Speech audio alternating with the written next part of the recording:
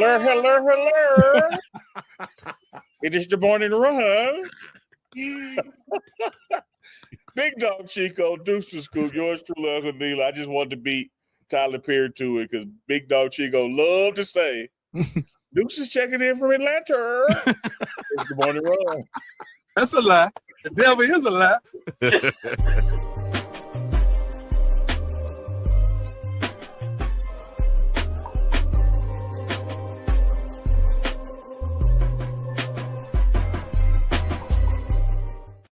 Duke's already over there needing an inhaler, choking, laughing, and stuff like that. Unbelievable. Whoa. Thinking my words right. Runners, mount up. It's time for the morning run. No matter where you're checking in from, get up to that starting line, and let's get ready to go, baby, to work out on. For everybody checking in from the East Coast to the West Coast, we got you covered everywhere in between. We're going to talk about some Colorado Buffaloes insights today and previewing the Utah game. We also got to talk about, some news in sports today that's just popped off. Breaking news, NBA gambling scandal, live updates, more than 30 indicted, including Chauncey Billups. That's crazy.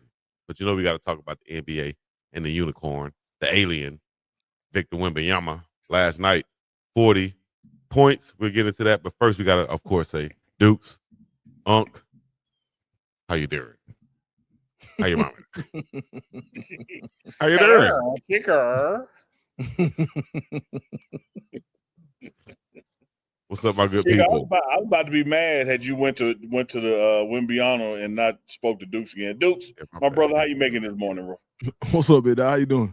Man, it's all good in the hood, man. I'm chilling.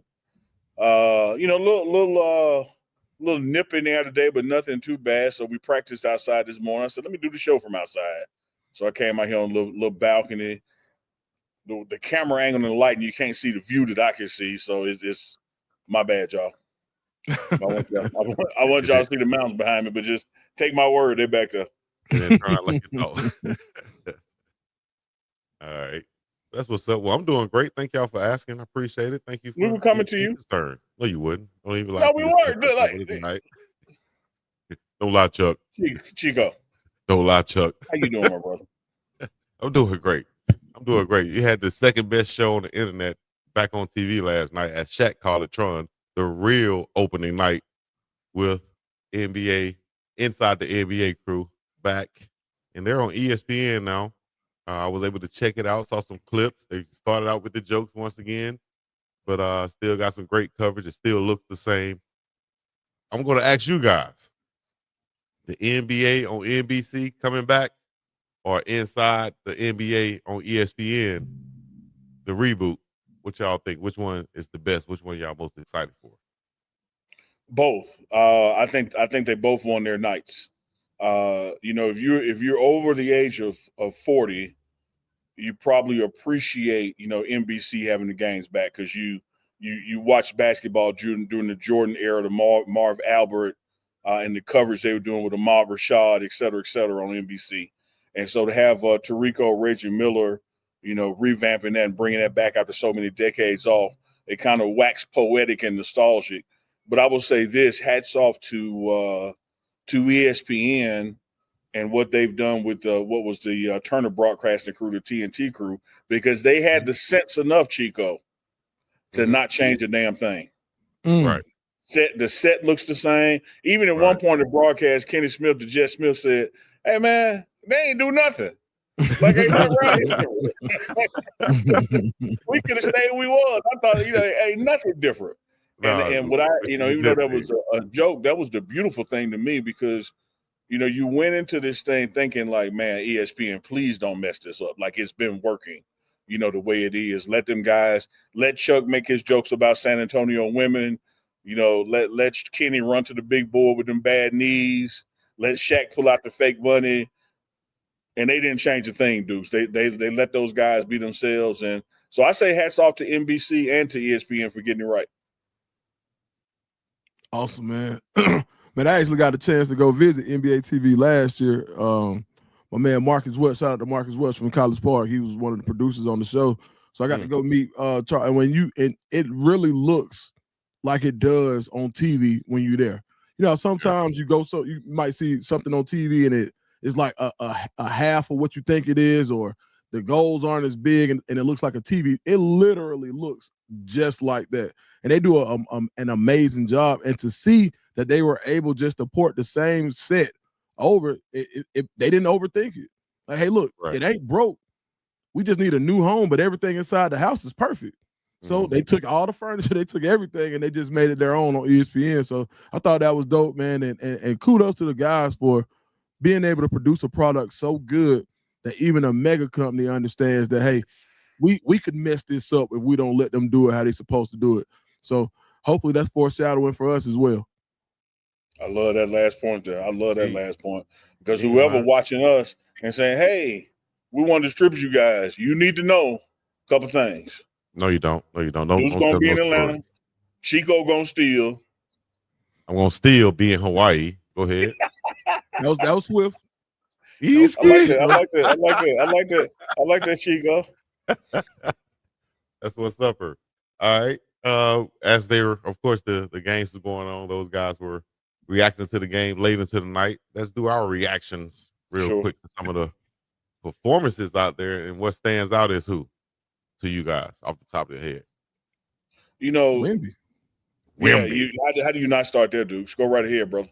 Yeah. Oh yeah, man, it just looked different. They said he went to hang out with some monks in the off season, and he came back like he went to a hyperbaric time chamber or whatever he did, whatever Goku does, whatever Van Damme did before the Kumite, whatever you got to go do, he did it because he looked so different. And I think the one play that let me see how different he was the crossover dribble behind the back, step back three. And I think it was an and one, if I ain't mistaken. It was. What do you do with that? Like, and he's got one of the better post defenders in the league. I think it was in front of Derek Lively, if I ain't mistaken. It was either him or the other 7-footer or Gafford, but I believe it was Lively. He was working on Derek Lively. He was working on Defensive Player of the Year, Anthony Davis. He was working on Gafford, whoever else. All of them like they were 6'2" trying to guard a 7-footer.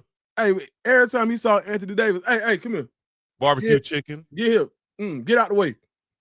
When you do that to Anthony Davis, that was a scary scene last night. I was like, bro, and Steph Castle, when you got a 6'6" point guard, but I was saying the last night, he got that old school Atlanta run and shoot game. Explosive, power hop. They call it a power hop. We call it just a jump stop. Yeah. Power hop. Go like he plays like a tradition. Like he plays as if he could have played on those Spurs teams in the late 90s, early 2000s. He could have been on that team with that grit he has. I'm scared of the Spurs right now. Like if you got one game, they look really freakish when it comes to athleticism. Exactly. And Castle know how to use them, it seems like, throwing alley-oop to Wemby. And I think this year they said you got stronger, you're more mature. Hey, do what you do this year. You got free reign to ball out and do your thing. I think he can win Defensive Player of the Year. He can win MVP. He can win Most Improved. And he can win a damn championship if he keep balling like this. Because who's going to stop him? That's a cheat code. This is a monster. Well, he's definitely the takeaway of night two. Grew 2 inches somehow. Became Olajuwon working on footwork. Came back more aggressive post injury. He left last season a lot of meat on the bone due to an injury.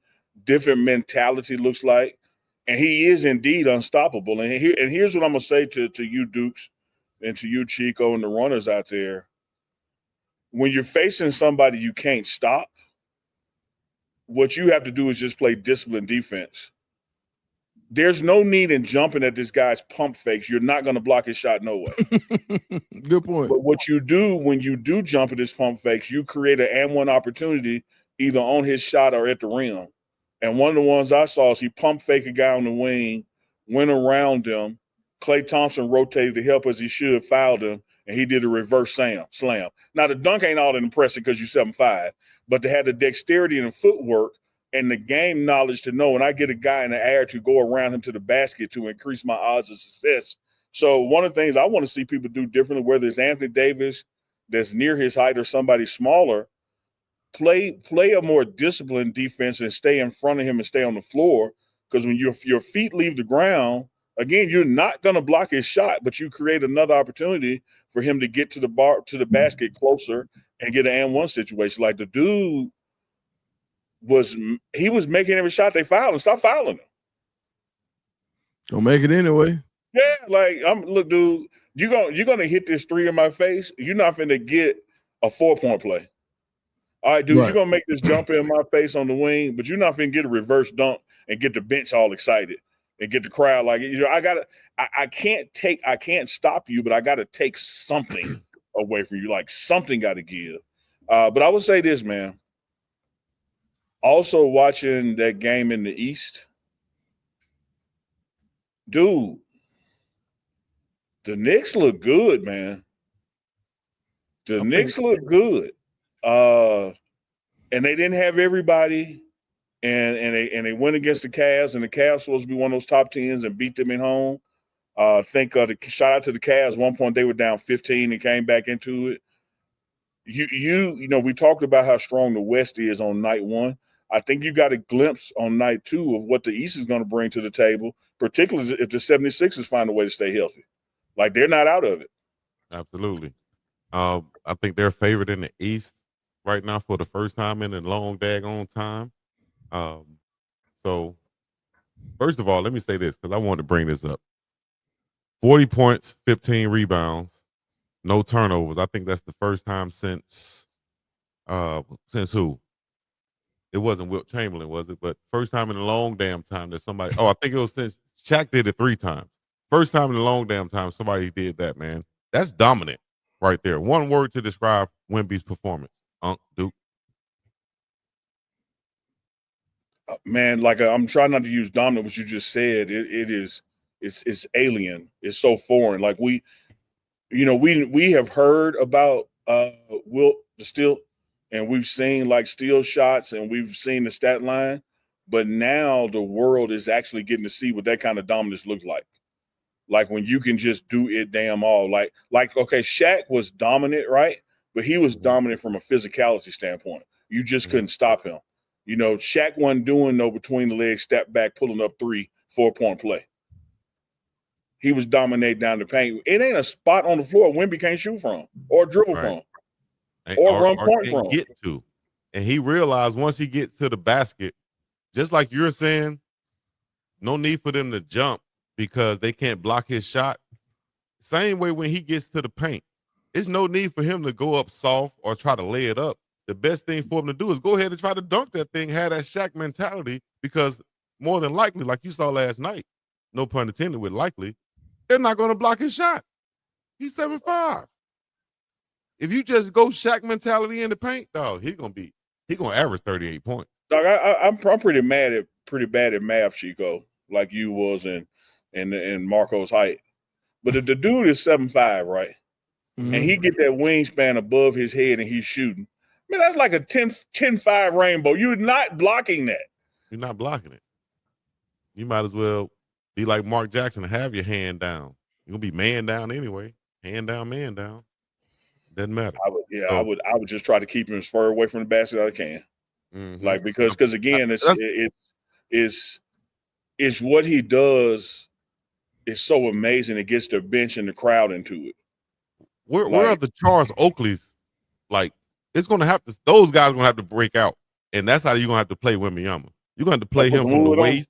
Pause. You're gonna have to play him from the waist down. That means backing him out, boxing him out, putting a lot of elbows on him, let him feel that physicalness to where he says, I don't even want to. I'll just shoot threes, and take those because that's just a little bit of a lesser percentage shot than him being in the paint dunking on you. So Chico, I agree. Chico, like when you used to hoop, like what would you do when people like to shoot it in your face? Pause, man. Come on, dog. Oh, my bad. You said shoot it in your face. So if you mean if I'm playing against a taller guy like Wembanyama, like I had to do many times because I played center, I would use my physicalness and box him out. The thing is, Wemby's got a little bit stronger and he got in that confidence, but there's somebody out there that can play physical with him and keep him out of the paint.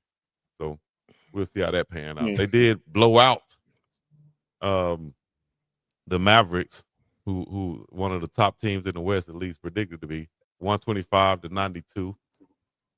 But the Knicks, as you were talking about, 119, 111 over the Cavs. Talk about that. What you go back to that game now? I just love what I saw, man. It's like I think we're forgetting the Knicks made a coaching change. The Knicks brought in a brother, Mike Brown, who's bounced around the league, and Mike Brown is one of those polarizing figures where players either love him or hate him.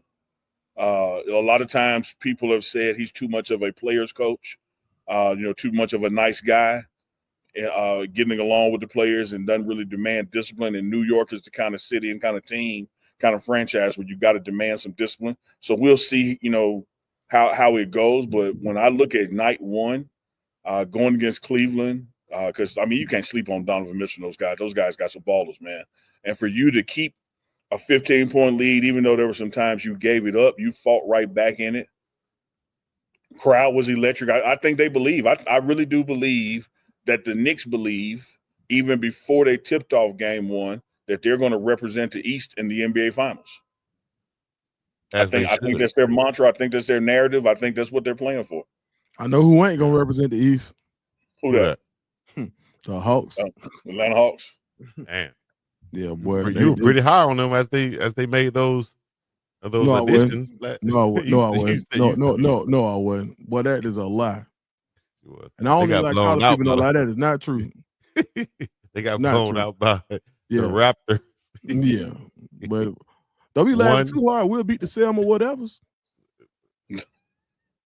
We don't have a team, beat the Jackson whatever. So y'all gonna have to play our adopted team. Yeah, don't do it like that now. But look, hey, like you. 138 to 118. Like it's just like with you. Like, yeah, we might go back and forth. Can't nobody else say nothing about Chico. I feel the same way about the Hawks now.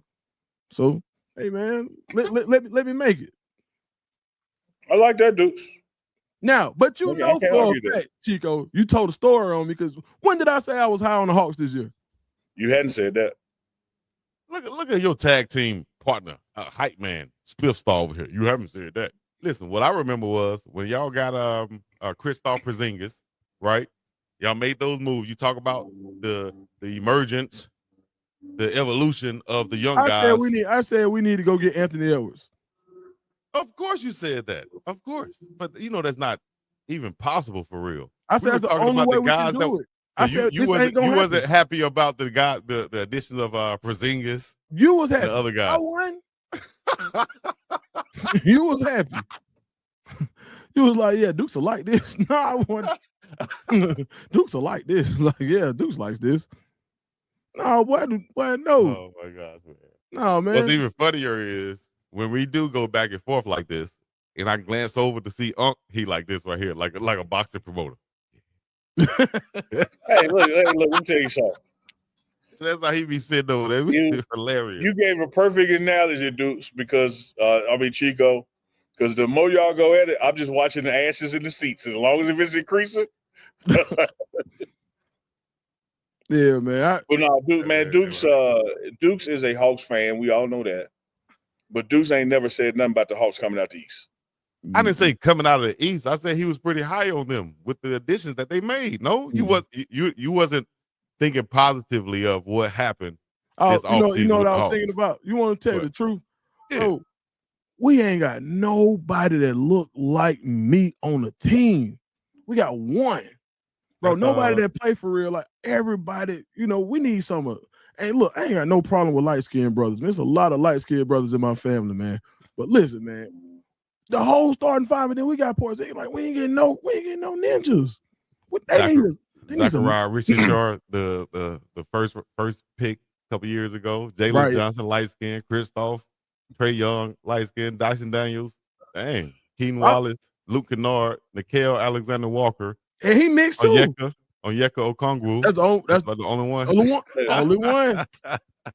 Bro, that's why I said we need Ant-Man, bro. We need somebody from like them boys need. You know what I'm saying? Like, all I know is, man. Speaking of ninjas, speaking of light skin, Adam just joined the Green Rose. Right at the same time we talking about this, Adam. Hey, it's just timing. It's just the timing. We got none, bro. Atlanta Hawks, Adam is in the building. I don't know what you can hear back there in the green room, but we were talking NBA, and Duke said the problem with his Atlanta Hawks is too many light-skinned guys. So you can only have one white guy on the court at one time if you're in the NBA. Like I'm a Celtics guy. Like Peyton Pritchard can get hot. Like let's let Peyton Pritchard get cooking, but you don't want a lot of pale skin folks out there with him. Two at the most right now. Tell my Lakers that, most, man, okay. because we are putting Luka out there with Austin Reeves consistently. I can go with that. See, first of all, Luka, that's Hookah Doncic. You know what I'm saying? It's a little different. You know what I mean? Luka got a lot of soul. I ain't gonna say Luka got a lot of soul. That's a little different. You know what I mean? We're talking about a top 5 player in the league here. Luke Kennard, bro, we can't do that on a consistent basis and expect to be championship contenders. So that's why I know I really wasn't high on. But I tell you who I am high on as the president of the Atlanta Timberwolves. Who else went for 40 last night? Ant-Man. Who else had now 40 points, 41 actually, 50% shooting from 3, got to his spot and shot 50% from the field. Got to his spot all night long, pause, and basically, and what the thing that excites me the most about the Timberwolves is that they played Terrence Shannon for 25 minutes in the first game of the season. That's going to be 30 to 35 as the game continues, and that I think that's the running mate that Ant-Man needs for them to go further in the playoffs. Because when you think about every time that the Timberwolves needed a big shot, it was either Ant-Man or Randall. Julius Randle needs to be your third guy because it's hard for him to create a shot if he's bringing the ball down the court. You don't want that at all. Terrence Shannon can do everything that Ant-Man can do. It's not on the same level, but he can get to his spots. He can play physically in the paint. He can he can handle the ball off of the rebound and bring it all the way down the court. And you can start the offense with him bringing the ball up. So I think Terrence Shannon can be that Robin for the Timberwolves, and they can come out of the West. One more basketball question before we go to Colorado. What about Robert Dillingham? I thought he was going to be that guy up there in Minnesota with Ant-Man. That's that game. So I think it's some of those things where it's like, you ever watch N1 and you knew that there was some very, like Ayo, very talented point guard, but there were reasons that certain guards didn't get the opportunity that Skip got. Mm-hmm. So I think Skip was able to refine his game to a point where he was able to run NBA offenses, and I think that's what Rob Dillingham is going to have to do. Yes, his game is crazy. Handles, he can shoot the ball, shot creation. It looks herky jerky. It looks a little awkward, but we've seen him fill up the cup. I think at this point, it's hard to integrate that with when you got a guy, a 2-dribble guy. Like Ant-Man can be a 2-dribble guy or a 9-dribble guy, but you know that if he has to be a 2-dribble guy, he can be that. I'm not sure if Rob Dillingham can be a 2-dribble guy at this point, and I think that's when he gets that part of his game. That's when he'll go to the next level. He can be in that mix as the future point guard for the Timberwolves. All right. Well, ladies and gentlemen, boys and girls, children of all ages, if you're just joining in, hit that like, subscribe, comment button. We are live on the morning run, and we just got Adam Muntertieger to join us of 247 Sports, who've been covering the Colorado Buffaloes 20-plus years. Adam, what's crackalating? What's up, man? I was low energy the last time I was on with you guys, so I bought a Red Bull today, and I'm gonna bring it for you guys today. Let's go. And I was trying to think back to the last time I drank an energy drink. It might have been the last time signing day was in February, and I would pound those going through it. It's been a while because that December signing period's been 3-4 years now. So this might get off the rails. We'll see. Uncle Neely said he picked those Rhino 500s. You might want to try those, but go ahead, Unc. I was just gonna say, Adam, you just handed me a new nickname for you. Your new nickname is Red Bull when you come on here. If this segment goes well, man, every other Thursday, 10 Thursday, we're gonna get the Red Bull going. Yeah, I like that. Gonna get a sponsorship first. Yeah, Adam, I looked for the Prime Energy drink. They didn't have it at the 7-Eleven by me. What is the name of Prime's Energy? That Redcon Prime Punch is good. Yeah. Okay. You got to be I'm careful gonna with it look up because for that. it tastes too good. You end up drinking 4 of them and you sitting there shaking and don't know why. Don't add them into. Hey, let's talk about Colorado Buffaloes getting ready to head to Utah for a big game down there. Hey, first of all, what you been seeing at practice, You just getting back to Boulder where it's colder, getting busy. Break it down to us. Give us some in-depth information about what's going on with Coach Prime and the Buffs. Well, like you said, Chico, just getting back. So I didn't get to eyeball the previous practices this week, but I did get to talk to the coaches. And from what I saw today at practice matches what they told me about Monday and Tuesday's practice, which is playing physical. I think the worst kept secret in America is that to beat this Utah team, Adam, you have got to be physical with them. You've got to match, what they bring to the table and exceed it at some points, in that game. And I think that's been Coach Prime's, theory even before the bye week is we're going to have physical practices all the way through Thursday. And the day being Thursday, and the guys were out there competing, being physical. Watched a good bit of the linebacker, running back drills where they were iron sharpening iron, tackling each other, truly hitting on a Thursday. And I think the players have appreciated having more physical practices because they understand how much it helps them in games. Mm-hmm. Yeah, that's part of the reason that I feel like I'm sorry, Duke, go ahead. No, go ahead, Adam. You good? Sorry about that. Yeah, sorry. I was just looking over the participation report last night, and fans kind of freak out over the number of names on that list, right? There is a benefit to being a team with depth where you can go through that. And I've always said this, dating back to August, that Colorado is going to be the better football team than most teams they line up across the last 5-6 weeks of the season because they have that depth, right? And that allows you to have more physical practices. Utah's injury report seems disingenuous to me. I don't think there are just 3 questionable guys. I think there are some more probable guys on there that they're not reporting on. That's been kind of Kyle Whittingham's MO at Utah is he does not like to talk about injuries. The Big 12 is forcing coaches to do this year. Colorado's honestly too honest with their participation report. But, that kind of leads to some folks overanalyzing things, but they get 4 or 5 really key players back in the mix this week. So that's going to be important. Utah is a beaten down team after playing BYU last week. They were definitely in a war last week with the Cougars. So I feel like they are more banged up than that participation report indicates. Adam, on Buff Stampede, and if you haven't already, go check out Buff Stampede.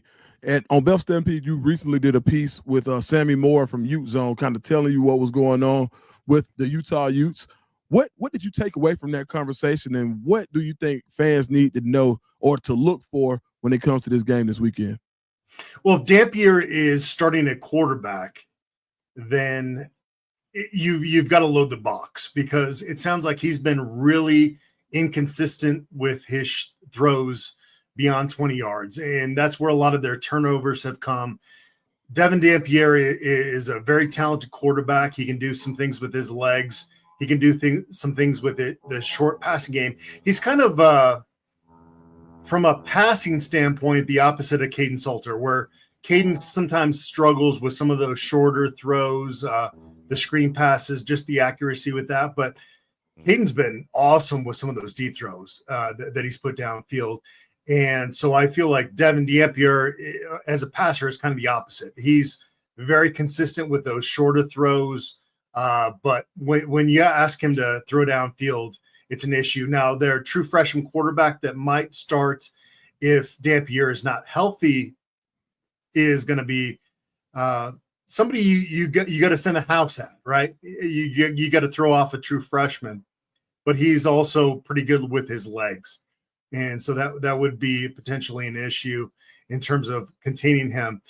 Colorado over 24 years has never been able to defend the dual threat quarterback, it seems like. And so that would be an issue. That's one of those things that they've got to fix for Saturday's game.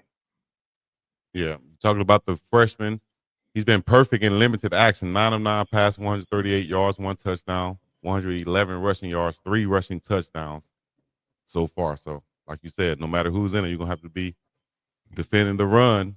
How can you stop this number 1 rushing attack in the Big 12 on the defense from the defense standpoint if you're Colorado?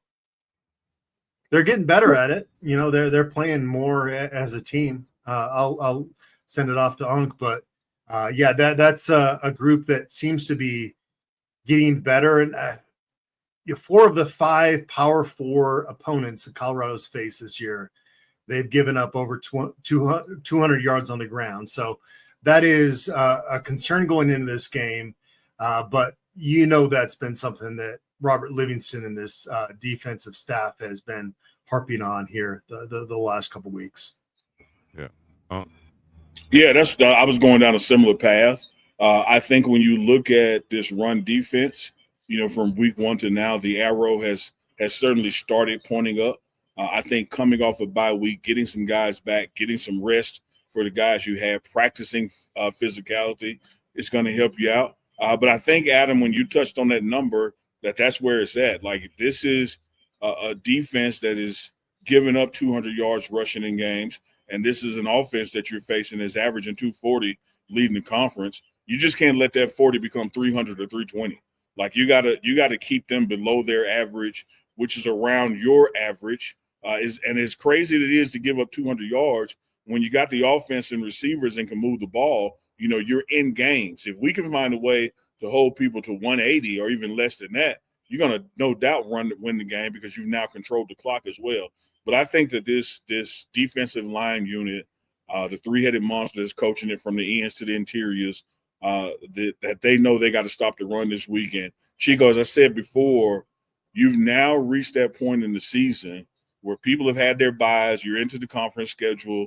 No time like before does your record indicate who you are than now.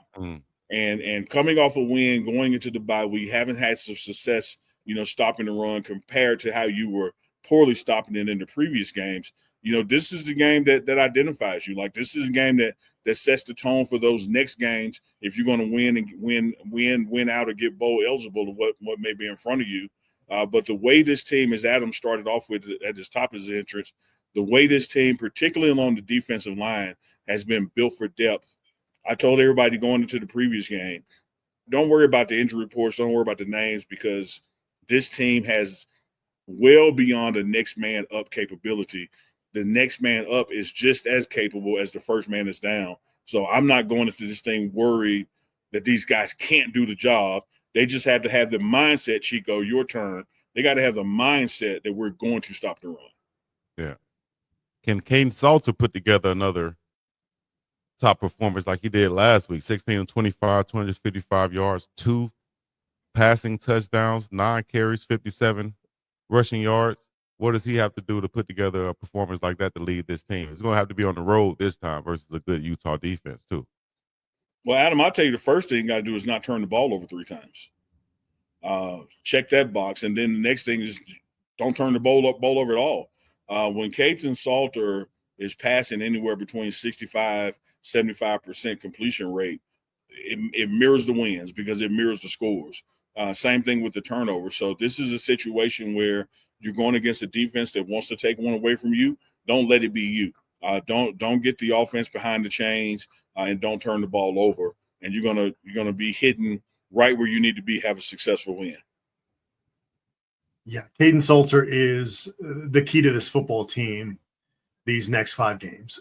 If he plays like he did in the second half against Iowa State, again, kind of going back to our preseason expectations of this football team, the sky's the limit.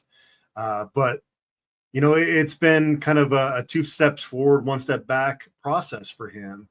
And when that comes together, and if you're the most optimistic Colorado fan, you hope it came together in that second half against Iowa State, because the talent is there. Going from Conference USA to playing at the Power 4 level is a little bit of an adjustment, especially more so as a dual threat quarterback. I feel like when Shedeur went from Jackson State to Colorado, you've got really talented DBs, skill players at the FCS level, at the HBCU level.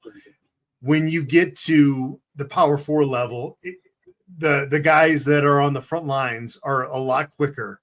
And so Caden Salter had to figure out kind of the timing of things where he can break out and be more decisive as a runner. Because when Caden Salter is decisive as a runner, he is. I told this to Duke asked me about my interview with the Utah writer. I did a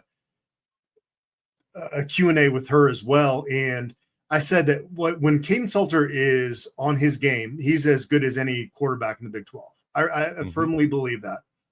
Now, the consistency has not been there, but when it is there, it's really hard to defend him. So that's kind of what I look at with him, is just the decisiveness. When you see he's comfortable, it's pretty evident. When you go back to the Georgia Tech game where he's kind of trying to hold in the outside noise, and you could tell he was a little bit rattled, not quite as much. Some other games, not quite as much, but he's had those moments with Colorado where you just feel like he is untapped potential. And he's a senior, a fifth-year senior, but he's still got some games here to really show himself. And when he's on his game, Caden Salter is pretty darn hard to defend. Just got to make smart decisions. Right. Yeah, and I think, Adam, what has happened, since that Houston game when I interviewed Salter after the Iowa State win in the locker room, his truly believing that Coach Prime believes in him, his truly believing that Pat Shurmur believes in him, his truly believing that this team believes in him and knows he's our best opportunity to win. You're putting Salter in a position that you said this game, and like it is applies to the next 5, he's not looking over his shoulder like he was the first 2 or 3, that this is his team. He's going to take this thing, for the quote unquote rest of the season. And you see that confidence in his play. And I'm telling you, if the guy hits around, we don't even have to get mid 75. If the guy hits around 60, 65% of his passes and doesn't turn it over multiple times, he has just put this team in an absolute position to win. It's one of those offenses, is one of those schematics that you don't need the quarterback to be a quote unquote hero, but you also don't need the quarterback, to turn it over multiple times. And if he can find that sweet spot with his confidence, I like the position that he puts this team in to win, because the weapons that he has on offense and the explosiveness of those plays, you talked about it, Adam, when you hopped on, like what he's been doing down the field the past 2 or 3 games has been simply amazing. Not only in the moments of the game, but when you get 15, 20 yards, 30 yards in the air, he's probably passing about 85% completion rate. Mm-hmm. And you have 2 wide receivers, Joseph Williams and Omarion Miller. You don't know who's number 1 right now because they're pretty much neck and neck in stats. Talk about the explosiveness of those guys on the outside. And you can't forget about Sincere Brown also, and Draylon Miller, who should be back this week. Talk about their receiving core and the weapons that Caden Salter had. Just the ability to adjust in the air has really helped out Caden Salter with some of those downfield throws that you're talking about there, Chico. I'm thinking of a couple of throws where Omarion Miller just completely turned his body at the perfect time, pulled it in. Joseph Williams, same thing. Omarion, I feel like needs a little bit more consistency with his game. He's getting there. You're just looking for it week to week. With Joseph, I feel like it's kind of a linear progress we've seen from him. Somebody that was a quarterback in high school and is really figured things out in the last, dating back to the second half of his season at Tulsa last year. So those two guys are really good at readjusting. Like 50-50 balls are not 50-50 balls for those two guys. I like that math there, Adam. When you look at, say, a Sincere and the height and the speed, a 50-50 ball becomes probably a 65 ball his way, right? If not 70. And I like, hey man, when we were there a couple of years ago, we had some questionable calls not go our way. I'd like to see us test the ref. Let's go to Sincere, because he's either coming down with or there's going to be pass interference. Yeah. Because of his body type, his style. Let's make the refs, call some that's our way too, by challenging them up top, because we got the receivers to do it. But also don't forget about the shifts that you've made with receiver to running back. If you got Cam Michael coming out of the backfield, you can have a Dre Miller coming out of the backfield. I think our offensive weapons are deep and talented. They just need the opportunity with the ball. Mm-hmm. Speaking about the shift that's been made, the offensive line, top of the Big 12, and a lot of PFF stats as far as protecting the quarterback, giving them time to throw. Talk about that offensive line, how the improvements they've made, led by Jordan Seaton. With this, every week seemed like he's leading offensive tackles in highest PFF grade. Talk about the offensive line. I look back to research how Colorado had done following a bye week during the Coach Prime era, and one of those games was at UCLA, and I just started having convulsions because that was a rough game. Mm-hmm. To see the maturation of that group, it's tough. You can't rebuild an offensive line in one transfer portal cycle, because the guys that are projected as early NFL draft picks on the offensive line are happy where they are generally. Now in the NIL era, maybe there could be an exception to that or two, but generally they're not going to transfer. So you got to build up from that next tier of guys. And the first year was pretty rough. The second year was better. And this year, they've gotten it together. And that coaching, I think we call it the three-headed coaching monster on that old line, has been fantastic this year. And it's really impressive that those guys can check their egos at the door and really just do what is best for these young men. That's been, I think Gunnar has been maybe the biggest surprise, not for me, but the folks that didn't know him much when he got promoted to that position were kind of surprised. And he's been, I guess for them, a big surprise in terms of being a success on the staff. No, I think you're right on that, Adam. I think a lot of people, scratch their heads when Coach Prime selected Gunnar White to be the tip of that spear. That trident spear that Neptune carries, where you got three prongs on it, and the other two guys are NFL guys and been high caliber NFL guys. And everybody's saying, "Hey, man, who's this white kid graduate of a HBCU that happens to be a black belt? What is he doing in there?" And let alone in there, but he's heading it off. But Coach Prime saw what Gunnar White did in the offensive room, at Jackson State, saw what he did here at Colorado, and knew he had earned that opportunity and that trust. And so he gave him the keys to the room, and I think you see the results of it. The good cop, bad cop that can take place in that room, the attention to detail from guys who have specific drills that they excel at, the communication they have with the offensive line. And let's not just forget, and I can't take anything away from the players, the upgraded talent. Like one of the things that we saw in the past couple of years here is that we got to have better play and better talent in the trenches. And I think that the recruiting staff and the coaches identifying the portal, the head coach making coaching changes there, I think that all adds to the success that you're seeing. And, as my uncle used to say, if was a fifth, we'd all be drunk. But, man, can you imagine if Shedeur Sanders had this line? It is unbelievable the time, that Salter gets back there, the gaps that open up from the running backs with this line. And I don't think they've peaked out yet. I think they still have room to grow and to mature together as a unit. So the best is yet to come for that room.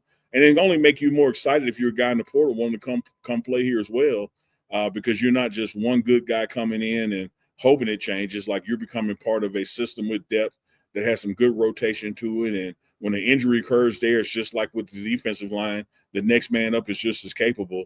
The grades that they have been getting game after game, even though Coach Prime say, hey, I don't even know who PFF is, they pass the eyeball test every week. You haven't had a situation, a loss that is, where you were able to say the offensive line lost that game. And that is something totally different from the past years here.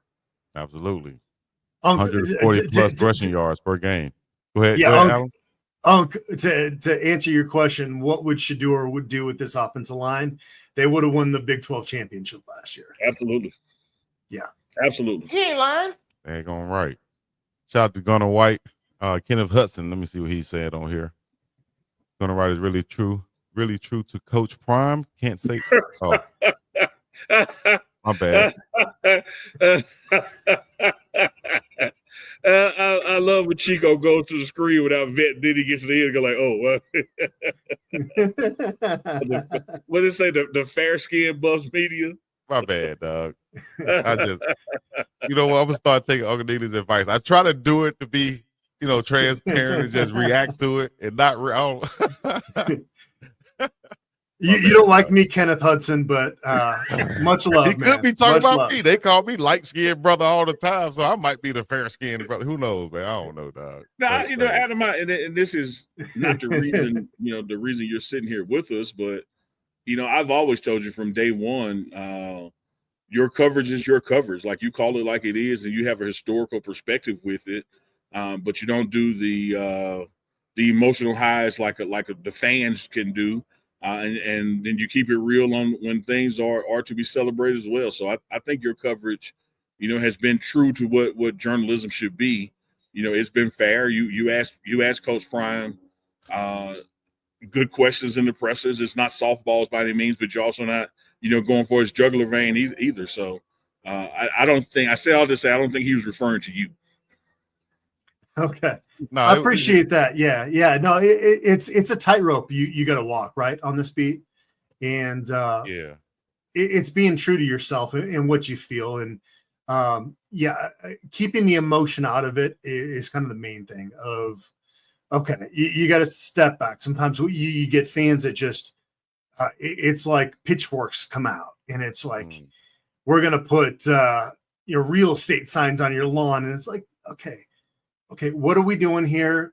Let's take a step back and analyze things. And, sometimes, back before Coach Prime got to Boulder, I was very vocal about Colorado and their restrictions with the transfer portal.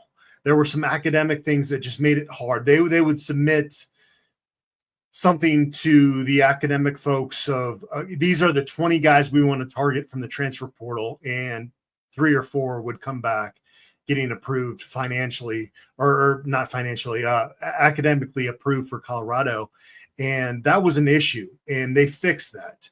So it's always about like kind of pointing out the issue, but also praising it when you figure it out. Rick George has done a great job of bouncing back from some things that were very difficult. Rick George was part of that initial committee that the NCAA had to set up guardrails for the NIL, and the NCAA put that up on a bookshelf and didn't do anything with it, and it frustrated him. So he was kind of a little bit late on the NIL game, but he got back into it.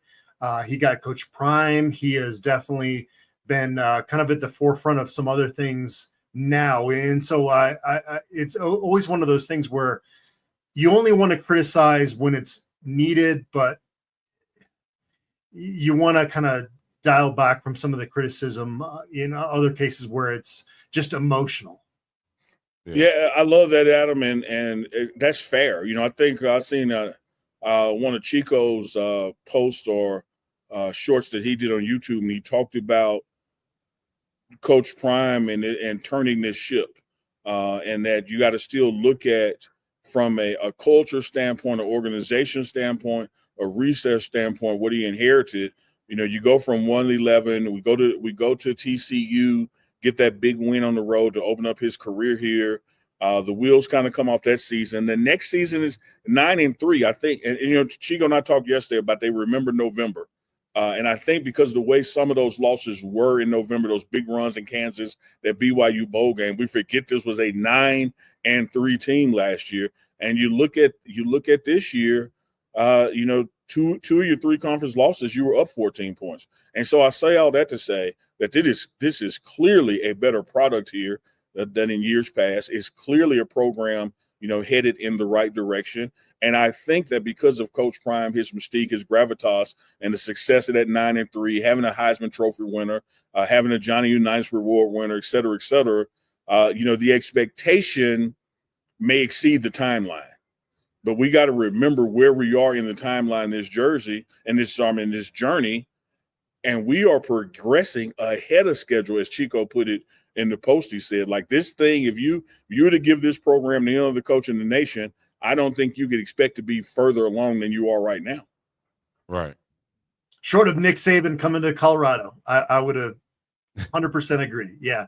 I was kind of running through who could have come to Colorado after the 22 season and done what Coach Prime has done. And that list can't get longer than two, I think.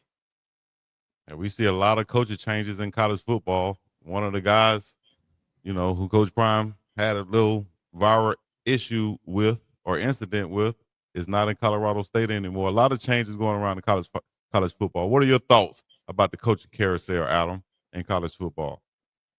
Jay Norvell, that's a loaded topic right there, huh? let me take my hat and my shades off before I get let go. Man, Adam, and you touched on stuff too. You said just being true to yourself.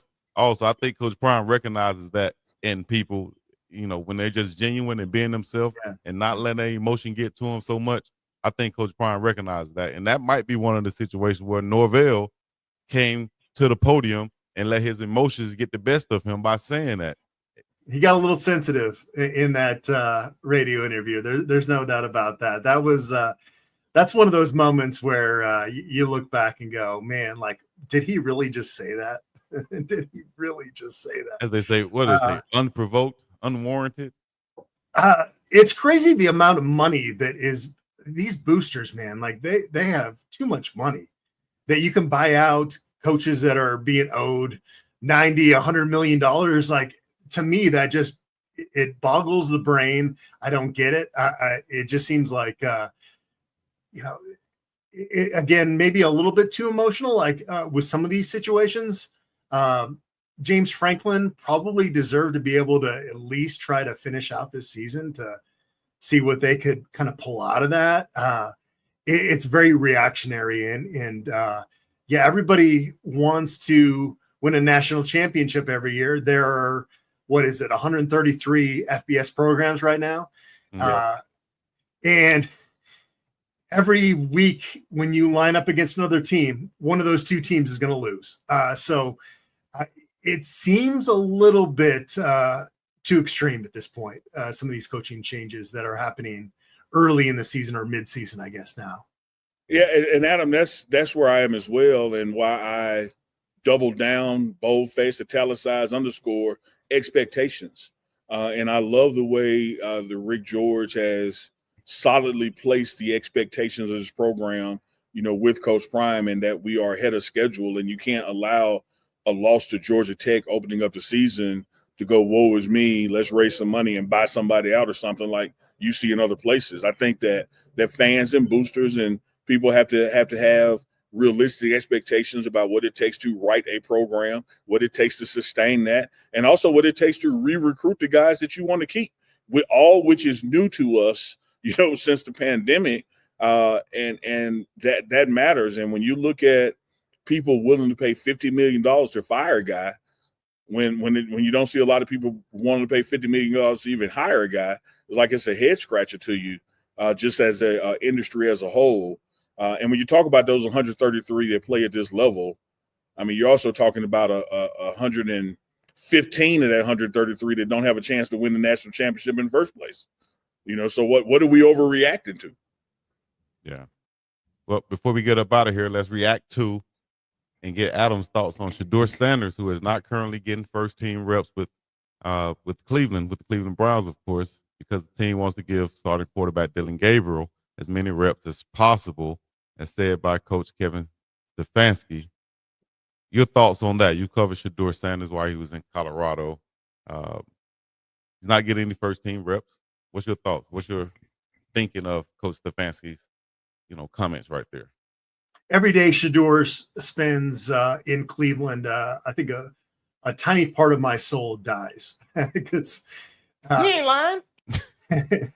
they're doing him wrong out there, and I don't get it. I'm a college beat guy. I don't follow the NFL day to day, but I know enough about football to know that Shedeur Sanders should have an opportunity to start in front of Dylan Gabriel, who is he's a nice talent, but he's not a starting quarterback in the NFL. And so those are my thoughts. By the way, if any of those boosters out there want to give us $1 million, we'll take it. I don't want to besmirch those people with money out there, but I'm baffled by people that have that type of income to just throw into a college program. That's good for them, I guess.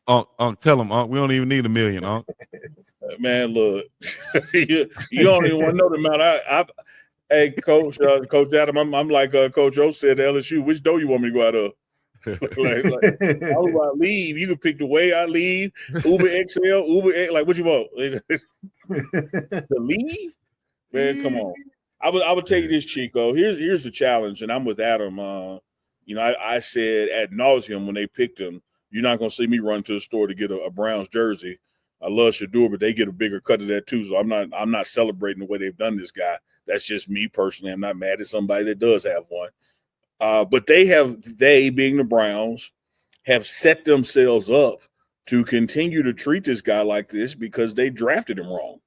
And because you picked Dylan Gabriel in front of him, yes, when Dylan was 2, you were giving him a lot of the reps, but you could, and this is again, just spin doctoring, you could justify that because you don't have to give Flacco reps. You know what you got there. Well, now that you got 2 quarterbacks, 1 and 2, drafted in the same draft class, around the 2 apart, we need to let Dylan get all he got because that's our guy. I'm with you, Adam. I can't wait for this saga to end. I love and enjoy Shedeur's positive attitude about it. That's just the way he was raised and the way he looks at it. You'll see him kicking over the Gatorade. Well, that don't mean I'm not going to do it. So I'm going to kick some Gatorade over because I think he's getting played there and not played. I'm talking about the urban term of getting played there. And what I've said, Adam, and I'll say it again, one thing about Travis Hunter, another thing about Shedeur Sanders that they have in common. Because of their gravitas, their ability, their talent, the way the fans love them, the way the teammates love them, the way everybody elevates around them, if you want job security, you need to have them on the field.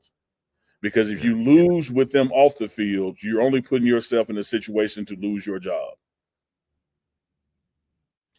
Yeah, we saw with Shedeur's first preseason game that he makes some throws that Dylan Gabriel is just simply not capable of making. Yeah. And so what the hell are you doing? Yeah. I mean, even the height difference, he sees the field in a way that Dylan was not going to be able to see it. Man. And then you see on the sideline, allegedly the owner's nephews or sons or family members wearing Shedeur Sanders jerseys as they watch the game and they show up there with the owners. That has to influence the owner some type of way. Or you think he's just having his hands back saying, I ain't got nothing to do with it, or he's just my young. Like Adam teased us about people with money, man. A guy standing with a billionaire, he ain't thinking about what his grandkids got on. Like it ain't getting his attention whatsoever. Oh man! And that's part of the problem. I'm not saying it to say it justifies it. It should get his attention. It should get his attention when you come out the tunnel and see everybody in the stands wearing number 12. Like it should get your attention. The amount of earned media and talk shows like this that are mentioning your organization only because of Shedeur Sanders, like that should register with you. But I just don't think it does. Well, we know eventually, somehow, some way, Shedeur will be on the field leading a franchise, and we know where he'll be leading it to. The promise. Adam, we're at the top of the hour, but before we let you go, because may not get a chance to speak with you tomorrow, from Adam's eye point of view, give me 3 keys for the Buffs to get a victory on this road trip over to Salt Lake City? 3 keys to get a win in Salt Lake City. This stadium has not been kind to the Buffaloes. I covered a Colorado win out there in 2011, and that was a game where Utah was actually playing to go into the Pac-12 championship game, and they lost. So it was devastating to them. It was part of John Embry's first season in Boulder. Since then, the last, what is that? They play there every other year. So 6 or 7 trips since then have not been kind to the Buffaloes. But I see Utah as a beat-up football team after a really tough loss to BYU. That is a game that in that state means a whole lot. That is one of the top rivalries in college football, like just from a mattering standpoint for those fans. The key is going to be to key in on that quarterback run, because whether it's Dampier or the true freshman, they're going to have somebody that's capable of making plays with their legs. And so keeping stuff in front of you in this game is going to be important. I don't think that Utah is very good at getting downfield and making explosive plays that way. So they're going to dink and dime you, try to do that. So that's going to be the key of just playing within space, getting into good situations, third down wise. If you can get into 3rd and 5 or 3rd and 6 on a regular basis, that's going to be key for the Colorado Buffaloes.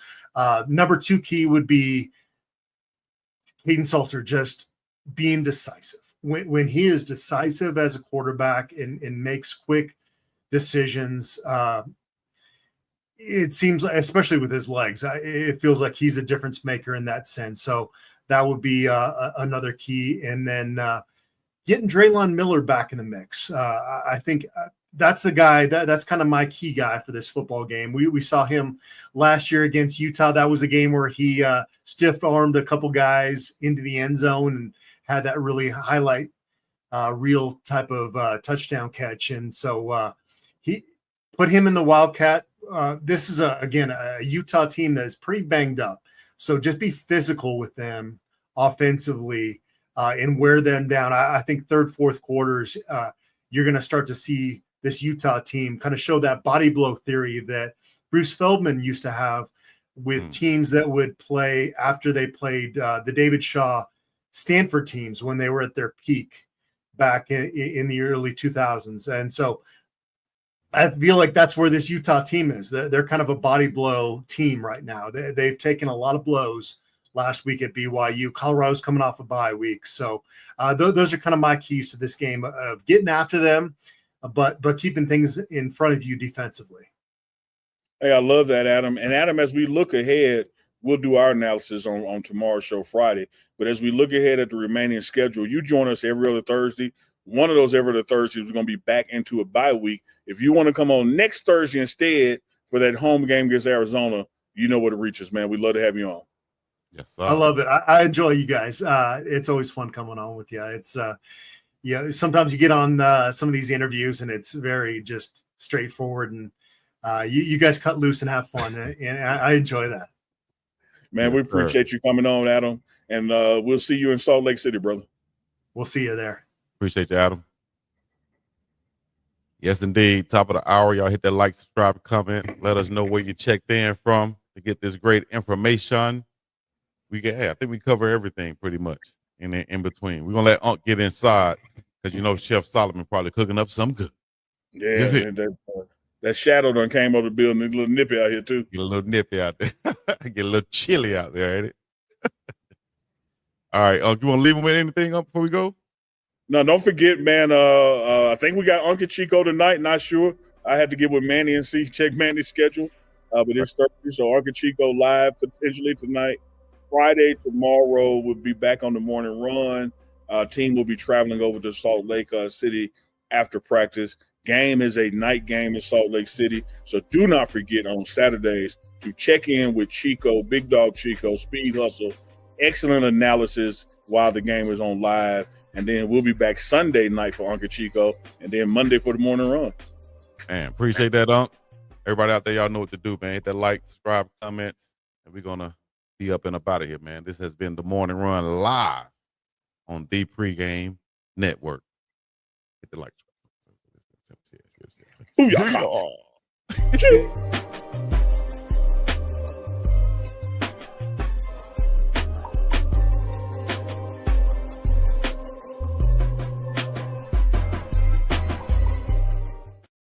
If you would like to connect with Unc and Chico or the Morning Run crew, hit us up in the email at Uncle Neely at thepregameshow.com or inbox Big Dog Chico on Instagram.